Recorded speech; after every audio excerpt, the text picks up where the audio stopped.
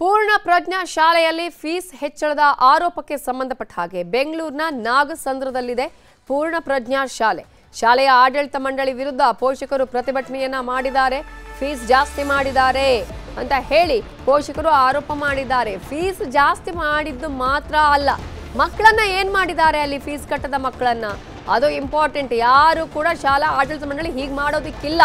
ಈಗಾಗಲೇ ಇದರ ಬಗ್ಗೆ ಕಾನೂನಿದೆ. ಶಿಕ್ಷಣ ಇಲಾಖೆ ಈ ಹಿಂದೆ ಕೂಡ ಈ ವಿಚಾರಕ್ಕೆ ಸಂಬಂಧಪಟ್ಟ ಹಾಗೆ ಸಾಕಷ್ಟು ಕ್ರಮಗಳನ್ನು ಕೈಗೊಂಡಿದೆ. ಆದರೂ ಕೂಡ ಹೆಚ್ಚುವರಿ ಫೀಸ್ ಕಟ್ಟಿ ಅಂತ ಆಡಳಿತ ಮಂಡಳಿ ಸೂಚನೆ ಕೊಟ್ಟಿದೆ. ಫೀಸ್ ಕಟ್ಟೋದಕ್ಕೆ ಸಾಧ್ಯ ಇಲ್ಲ ಅಂತ ಪೋಷಕರು ಪ್ರತಿಭಟನೆ ಮಾಡ್ತಿದ್ದಾರೆ. ವಿದ್ಯಾರ್ಥಿಗಳ ಕಣ್ಣಲ್ಲಿ ಕಣ್ಣೀರು, ಜೋರಾಗಿ ಅಳ್ತಾ ಇದ್ದಾರೆ ಮಕ್ಕಳು. ಶಾಲೆಯ ಲೈಬ್ರರಿಯಲ್ಲಿ ಮಕ್ಕಳನ್ನ ಅಮಾನವೀಯವಾಗಿ ಮಂಡಳಿ ಕೂರಿಸಿದೆ. ಹೀಗೆ ಮಾಡೋದಕ್ಕೆ ಯಾವುದೇ ಕಾರಣಕ್ಕೂ ಅವರಿಗೆ ಅವಕಾಶ ಇಲ್ಲ. ಶಾಲೆಯ ಒಳಗೆ ನುಗ್ಗಿದ ಪೋಷಕರು ಪ್ರತಿಭಟನೆ ಮಾಡಿದ್ದಾರೆ. ಆಡಳಿತ ಮಂಡಳಿ ಹಾಗೂ ಪೋಷಕರ ನಡುವೆ ಗಲಾಟೆ ನಡೆದಿದೆ. ಈ ಹಿಂದೆ ಕೆಲವು ಶಾಲೆಗಳಲ್ಲಿ ಈ ರೀತಿಯಾಗಿ ಆಗಿತ್ತು. ಮಕ್ಕಳನ್ನ ಹೊರಗೆ ಕಳುಹಿಸುವಂಥದ್ದು, ಹೊರಗೆ ನಿಲ್ಲಿಸುವಂತಹ ಕೆಲಸ ಕೂಡ ಆಗಿತ್ತು. ಆಗ ಆ ಶಾಲೆಯ ವಿರುದ್ಧ ಕ್ರಮಗಳನ್ನು ಕೈಗೊಳ್ಳಲಾಗಿತ್ತು. ಈಗ ಇಲ್ಲಿ ಏನಾಗ್ತಾ ಇದೆ, ಪೋಷಕರಂತೂ ಪ್ರತಿಭಟನೆ ಮಾಡ್ತಾ ಇದ್ದಾರೆ.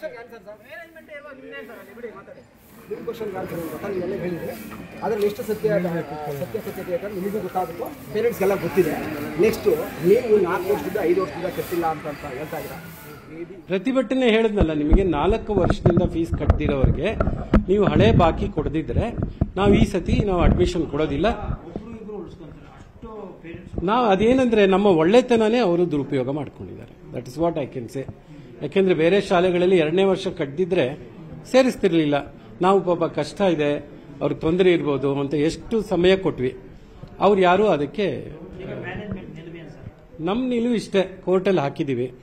ಕೋರ್ಟ್ ಏನ್ ಡಿಸೈಡ್ ಮಾಡುತ್ತೋ ಅದ್ರ ಪ್ರಕಾರ ನಾವು ನಡೀತೀವಿ. ಕೋರ್ಟ್ ಡೈರೆಕ್ಷನ್ ಏನ್ ಕೊಡುತ್ತೋ ಅದನ್ನ ಫಾಲೋ ಮಾಡ್ತೀವಿ. ಮಕ್ಕಳನ್ನ ಟೀಚಿಂಗು ಅವ್ರು ಬರೋದಕ್ಕೆ ತೊಂದರೆ ಇಲ್ಲ. ಅಡ್ಮಿಷನ್ ಕೊಡೋದಿಲ್ಲ ಅಂತ ಹೇಳಿದೀವಿ. ಕಾಲೇಜ್ ಇಲ್ಲ, ಸ್ಕೂಲ್ ಕಳಿಸೋದಿಲ್ಲಲ್ಲ, ಅಡ್ಮಿಷನ್ ಕೊಡೋದಿಲ್ಲ ಅಂತ ಹೇಳಿದೀವಿ. ನೆಕ್ಸ್ಟ್ ಇಯರ್ಗೆ ಕೋರ್ಟ್ ಆದೇಶ ಕೊಟ್ಟರೆ ನಾವು ಮಾಡ್ತೀವಿ. ಶಿಕ್ಷಣ ನಾವೇನು ಯಾವುದು ವಂಚನೆ ಮಾಡೋದಿಲ್ಲ, ಅದನ್ನ ಮಾಡಿ ಅಂತ ಹೇಳಿದ್ವಿ ನಾವು. ಅದ್ರ ಆ ವಿಷಯದಲ್ಲಿ ನಾವು ಬೆಳಗ್ಗೆನೂ ತೊಂದರೆ ಕೊಟ್ಟಿಲ್ಲ. ಅವರೇ ಬಂದು ಈಗ ಗಲಾಟೆ ಮಾಡೋದು, ಜೋರಾಗಿ ಮಾತಾಡೋದು ಮಾಡ್ತಾ ಇದ್ದಾರೆ. ನಾವು ಇದುವರೆಗೂ ಸ್ಕೂಲಲ್ಲಿ ಮಕ್ಕಳಿಗೆ ಸ್ಕೂಲ್ ಫೀಸ್ ಬಾಕಿ ಇದೆ ಅಂತಾನೂ ಹೇಳಿಲ್ಲ. ನಾವು ಏನೇ ಪೇರೆಂಟ್ಸ್ಗೆ ಕಳಿಸೋದಾದ್ರೂ ಸೀಲ್ಡ್ ಕವರಲ್ಲಿ ಕಳಿಸ್ತೀವಿ, ಇಲ್ಲ ಮೆಸೇಜ್ ಡೈರೆಕ್ಟ್ ಆಗಿ ಕಳಿಸ್ತೀವಿ. ಇದರ ಬಗ್ಗೆ ಇನ್ನಷ್ಟು ಡೀಟೇಲ್ಸ್ ಕೊಡೋದಕ್ಕೆ ನಮ್ಮ ರಿಪೋರ್ಟರ್ ರಂಜನ್ ಶಿರ್ಲಾಲ್ ನೇರ ಸಂಪರ್ಕದಲ್ಲಿ ಜಾಯ್ನ್ ಆಗಿದ್ದಾರೆ. ರಂಜನ್ ಶಿರ್ಲಾಲ್, ಈ ಹಿಂದೆ ಕೂಡ ಇಂತಹ ಘಟನೆಗಳಾದಂತಹ ಸಂದರ್ಭದಲ್ಲಿ ಯಾವುದೇ ಕಾರಣಕ್ಕೂ ಮಕ್ಕಳನ್ನ ಅಮಾನವೀಯವಾಗಿ ವರ್ತನೆ ತೋರಿಸಬಾರದು ಮಕ್ಕಳ ವಿರುದ್ಧ ಅನ್ನೋದನ್ನ ನೀಡಲಾಗಿತ್ತು. ಕಾನೂನು ಕ್ರಮಗಳನ್ನು ಕೈಗೊಳ್ಳುವಂತಹ ಪ್ರಯತ್ನ ಕೂಡ ಶಿಕ್ಷಣ ಇಲಾಖೆ ಮಾಡಿತ್ತು. ಮತ್ತೆ ಅಂತಹದ್ದೇ ಘಟನೆಗಳು ನಡೀತಾ ಇರುವಂತದ್ದು. ಈಗ ಅಲ್ಲಿನ ಸೆಕ್ರೆಟರಿ ಹೇಳ್ತಾರೆ 4 ವರ್ಷದಿಂದ ಮಕ್ಕಳು ಅಲ್ಲಿ ಫೀಸ್ ಅನ್ನ ಕಟ್ಟಿಲ್ಲ, ಅವರಿಗೆ ಒಂದಷ್ಟು ಹೇಳುವಂತಹ ಪ್ರಯತ್ನ, ಪೋಷಕರ ಪ್ರತಿಭಟನೆ ಮಾಡ್ತಿದ್ದಾರೆ ಅಂತ ಹೇಳಿ. ಏನು ಆಗ್ತಾ ಇದೆ, ಸದ್ಯದ ಬೆಳವಣಿಗೆಗಳು ಏನ್ ನಡೀತಾ ಇದೆ? ನವಿತಾ ಜೈನ್ ನಾಗಸಂದ್ರದ ಪೂರ್ಣ ಪ್ರಜ್ಞಾ ಸ್ಕೂಲ್ನಲ್ಲಿ ಇವತ್ತು ಮಕ್ಕಳೆಲ್ಲ ಖುಷಿಯಿಂದ ಶಾಲೆಗೆ ಎಂಟ್ರಿ ಕೊಟ್ಟಿರ್ತಾರೆ. ಎಂಟ್ರಿ ಕೊಟ್ಟಂತ ಮಕ್ಕಳು ನೇರವಾಗಿ ಹೋಗೋದು ಕ್ಲಾಸ್ ರೂಮಿಗಲ್ಲ, ಲೈಬ್ರರಿಗೆ. ಕಾರಣ ಫೀಸ್ ಕಟ್ಟಿಲ್ಲ ಅಂತೇಳಿ. ಸದ್ಯಕ್ಕೆ ಏನು ಶಾಲಾ ಆಡಳಿತ ಮಂಡಳಿ ಕ್ಲಾರಿಫಿಕೇಶನ್ ಕೊಡ್ತಿದೆ. ಪೋಷಕರ ಬಳಿ ಈ ಒಂದು ವಿಚಾರವಾಗಿ ನಾನು ಮಾಹಿತಿಯನ್ನು ಪಡೆದುಕೊಳ್ಳುವಂತ ಪ್ರಯತ್ನವನ್ನ ಮಾಡ್ತೇನೆ. ಜೊತೆ ನಮಗೆ ಪೋಷಕರು ಇದ್ದಾರೆ. ಸರ್ ಹೇಳಿ, ಆಕ್ಚುಲಿ ಈ ವಿಚಾರ ಏನು? ಒಂದ್ ಕಡೆಯಿಂದ ಶಾಲೆಯ ಆಡಳಿತ ಮಂಡಳಿ ಹೇಳ್ತಾರೆ 2019ರಿಂದ ಫೀಸ್ ಕಟ್ಟಿಲ್ಲ, ಕೆಲವೊಂದಿಷ್ಟು ಪೋಷಕರು ಫೀಸ್ ಅನ್ನ ಬಾಕಿ ಉಳಿಸಿಕೊಂಡಿದ್ದಾರೆ, ಅದರಿಂದ ಆ ಫೀಸ್ ಅನ್ನ ನಾವು ಕೇಳ್ತಿದೀವಿ, ಈ ವಿಚಾರವಾಗಿ ಕೋರ್ಟ್ ಕೂಡ ಹೋಗಿದೀವಿ ಅಂತ ಹೇಳ್ತಿದ್ದಾರೆ. ನಿಮ್ಮ ಆರೋಪ ಏನು ಸರ್? ಸರ್ ಇದು ಪ್ರೀ ಕೋವಿಡ್ ಇಶ್ಯೂ. ಕೋವಿಡ್ಗೂ ಇದಕ್ಕೂ ಸಂಬಂಧ ಇಲ್ಲ. ಪ್ರೀ ಕೋವಿಡ್ ಅಲ್ಲಿ 23% ಇನ್ಕ್ರೀಸ್ ಮಾಡಿದ್ದಾರೆ. 1920 ಅಕಾಡೆಮಿಕ್ ಇಯರ್ ಅಲ್ಲಿ 23% ಇನ್ಕ್ರೀಸ್ ಮಾಡಿದ್ದಾರೆ. ಸೆಕ್ರೆಟರಿ, ಜಾಯಿಂಟ್ ಸೆಕ್ರೆಟರಿ ಕೇಳಿದ್ರೆ ಬಾಯಿಗೆ ಬಂದಂಗೆ ಮಾತಾಡ್ತಾರೆ. ಆಮೇಲೆ ಇವತ್ತು ಮೀಟಿಂಗ್ಸ್ ಆಗಿದೆ ಸಾಕಷ್ಟು. ಇವ್ರದ್ದು ಕಳೆದ 15 ವರ್ಷದಿಂದ ಪೇರೆಂಟ್ಸ್ಗೆ ಹೆಂಗ್ ಲೂಟಿ ಮಾಡಿದ್ದಾರೆ ಅಂದ್ರೆ, ಟರ್ಮ್ ಫೀಸು ಲೀಗಲಿ ನೀವು ಬ್ಲಾಕ್ ಎಜುಕೇಶನ್ ಆಫೀಸರ್ ಕೇಳಿ, ಟರ್ಮ್ ಫೀಸು 5th ಸ್ಟ್ಯಾಂಡರ್ಡ್ ತನಕ ಟರ್ಮ್ ಫೀಸ್ ಕಲೆಕ್ಟ್ ಮಾಡೋ ಹಾಗಿಲ್ಲ.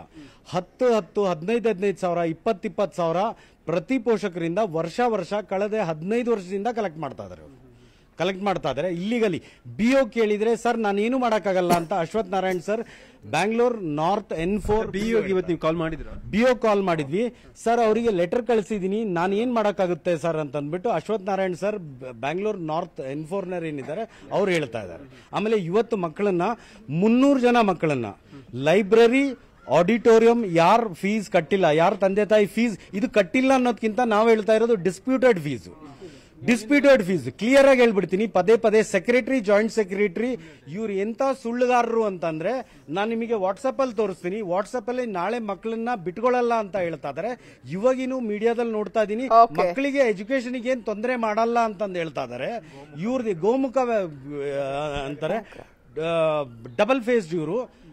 ಬಾಯ್ ಮಾತಿಲ್ ಒಂದು ಹೇಳ್ತಾರೆ, ಇವಾಗ 300 ಜನ ಮಕ್ಕಳನ್ನ ಆಡಿಟೋರಿಯಂ ಅಲ್ಲಿ, ಲೈಬ್ರರಿನಲ್ಲಿ, ಪ್ರೈಮರಿ ಸೆಕ್ಷನ್ ಕಟ್ಟಿಲ್ಲ ಅಂತ ಸರ್. ಇದು ಇವಾಗ ಮಕ್ಕಳು ನೋಡಿದ್ರೆ ನಾವು ಕ್ಲಾಸ್ ರೂಮ್ ಅಲ್ಲಿ ಮಕ್ಕಳು ಕ್ಲಾಸ್ ರೂಮ್ ಅಲ್ಲಿ ನೋಡಿದ್ರೆ ಅಂತ ಹೇಳ್ತೀರಿ, ಏನಾಯ್ತು ಅದೇ ಹೇಳಿ. ಅದೇನೆ ಇವತ್ತು ಹೋದಾಗ ನಮ್ಮ ಮಕ್ಕಳು ಪ್ರತಿ ಮಕ್ಕಳು ಅಂದ್ರೆ 8th 9th 10th ಒಂದು ರೂಮ್ ಅಲ್ಲಿ ಕೂಡಿ ಹಾಕ್ಬಿಟ್ಟು ಒಂದು ಟೀಚರ್ನ ಒಂದು ಆಯನ ಅಲ್ಲಿ ಇಟ್ಟಿದ್ದಾರೆ ಅಷ್ಟೇ. ಬೇರೆ ಒಂಟು ಅಲ್ಲ ತಾಳಿ ಅದನ್ನ ಆಯಾಗ ಇದ್ ಮಾಡಿ ಬೇರೆ 2 ಸ್ಟೂಡೆಂಟ್ಸ್ಗೆ ಕಟ್ಟಿರೋದಂತ ಹೇಳ್ಬಿಟ್ಟು ಹೇಳಿದಾರ ಏನು ರೇ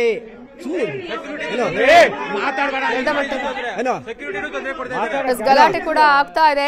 ರಂಜನ್, ನೀವು ಹತ್ರ ಮಾತನಾಡಿಸಿ ಸಮಸ್ಯೆಗಳ ಬಗ್ಗೆ ನೀವು ಕೇಳ್ತಾ ಇರಿ. ಥ್ಯಾಂಕ್ ಯು ಈ ಕ್ಷಣದ ಡೀಟೇಲ್ಸ್ಗೆ. ಕನ್ನಡಿಗರ ಮೆಚ್ಚಿನ ನಿಮ್ಮ ನ್ಯೂಸ್ 18 ಕನ್ನಡ ಈಗ ವಾಟ್ಸ್ಆಪ್ನಲ್ಲಿಯೂ ಲಭ್ಯ. ಕರ್ನಾಟಕ ಮತ್ತು ದೇಶ ವಿದೇಶದ 360 ಡಿಗ್ರಿ ಸುದ್ದಿ ವಿವರವನ್ನ ನೀವು ನಿಮ್ಮ ಕೈ ಬೆರಳುಗಳಲ್ಲಿಯೇ ಪಡೆಯೋದಿಕ್ಕೆ ಈ QR ಕೋಡ್ ಅನ್ನ ಸ್ಕ್ಯಾನ್ ಮಾಡಿ. ನಮ್ಮ ಚಾನೆಲ್ ಅನ್ನ ಫಾಲೋ ಮಾಡಿ, ನೋಟಿಫಿಕೇಶನ್ ಆನ್ ಮಾಡಿ.